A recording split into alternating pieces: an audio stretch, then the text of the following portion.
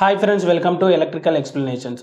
Solar power plant erection installation commissioning గురించి ఏవైతే tools materials మనం యూజ్ చేస్తామో అందులో సిరీస్ నడుస్తుంది కదా.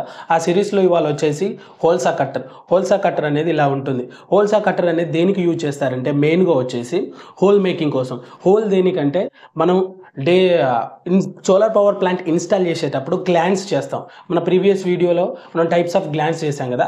ఆ గ్లాన్స్ ఇన్స్టాల్ చేయాలి అంటే మనకు ఏదైతే టెర్మినేషన్ పాయింట్ ఉంటుందో పాయింట్ దగ్గర మనం ఎటువంటి లీకేజెస్ లేకుండా, ఎటువంటి ఎక్స్ట్రా హోల్స్ లేకుండా ఎగ్జాక్ట్ హోల్ గ్లాండ్కి కావాలి, గ్లాండ్ సైజుకి కావాలంటే ఈ హోల్సా కట్టర్ అనేది బేసిక్గా యూజ్ చేస్తాం.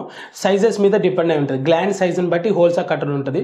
దీంట్లో అడ్జస్టబుల్ హోల్సా కట్టర్ ఉంటుంది, నార్మల్ హోల్సా కట్టర్ ఉంటుంది.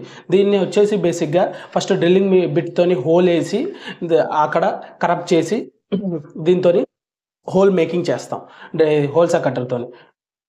ఇందులో వచ్చేసి as per depend up sizes తోని ఉంటుంది. గ్లాండ్ సైజ్ ఏదైతే హోల్సా కట్టర్ అది ఉంటుంది. ఇందులోనే బేసిక్గా చిన్న చిన్న గ్లాండ్స్ ఉంటాయి. చిన్న చిన్న గ్లాండ్స్కి హోల్సా కట్టర్ ఉంటుంది, కానీ అంత పర్ఫెక్షన్గా ఉండదు. అడ్జస్టబుల్లో పర్ఫెక్షన్ ఉండదు. కాబట్టి దానికోసం మనం ఈ స్టెప్ బిట్ యూజ్ చేస్తాం బేసిక్ ఈ సోలార్ ఫీల్డ్ మీద. ఈ స్టెప్ బిట్ అనేది మనకి ఎంత సైజు కావాలంటే స్టెప్ మోడల్ ఉంటుంది. ఇలా బ్రోంజ్తో తయారు చేస్తారు. ఇది బేసిక్గా ఎక్కువ రోజులు రావడం కోసం. దీన్ని డైరెక్ట్ వితౌట్ డ్రిల్ బిట్ కాకుండా డ్రిల్లింగ్ మిషన్కే పెట్టేసి డైరెక్ట్ హోల్ చేసుకోవచ్చు. మన డిపెండ్ అపాన్ సైజెస్ మీతోని ఈ స్టెప్ బిట్తోని హోల్స్ చేయొచ్చు. Thanks for watching video friends. Please like, share and subscribe to electrical explanations. Next video కోసం బెల్ ఐకాన్ ప్రెస్ చేసి. Until then watch and by.